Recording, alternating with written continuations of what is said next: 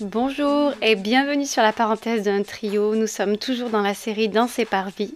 Aujourd'hui avec un petit feuillet, toujours de la bonne semence, qui s'intitule Le problème.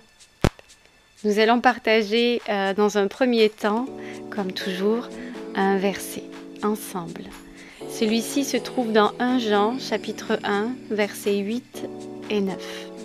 Il dit ceci. Si nous disons que nous n'avons pas de péché, nous nous séduisons nous-mêmes, et la vérité n'est pas en nous.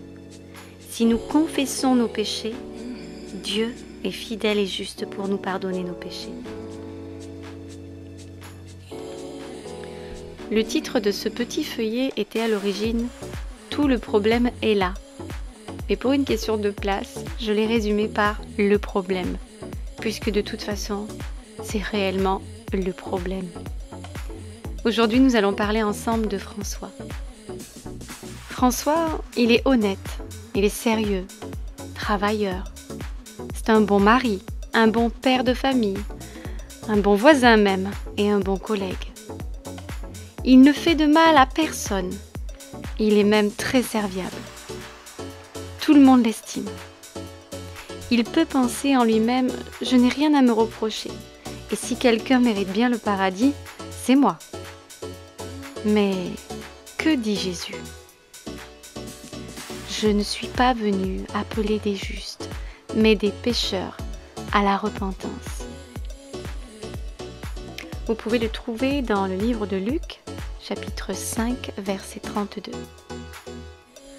Ce ne sont pas les gens en bonne santé qui ont besoin d'un médecin, mais ceux qui se portent mal. Et vous pouvez le lire également dans Matthieu, chapitre 9, verset 12. Si François pense être juste et moralement en bonne santé, les appels du Sauveur ne le concernent pas. Il vit très bien sans lui. Et tout le problème est là. Pour les autres, François est un homme respectable. Mais Dieu, lui, il voit jusqu'au fond de son cœur. Il voit une pensée impure, un petit mensonge de politesse ou un peu d'égoïsme. Et cela suffit à faire de lui un pécheur. Et sa vie exemplaire ne peut effacer un seul de ses péchés. Le paradis, où le péché ne peut entrer, il lui est donc fermé. En réalité, devant Dieu, François n'est ni juste, car il n'y a pas de juste, non pas même un seul, selon Romains chapitre 3 verset 10, ni en bonne santé morale, car le cœur de l'homme, il est trompeur, il est incurable. Vous pouvez le lire dans Jérémie 17 verset 9. Il faut accepter le verdict de Dieu. Il n'y a pas de juste.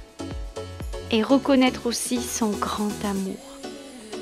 Car Dieu a envoyé son Fils pour qu'il porte la peine que méritaient nos péchés.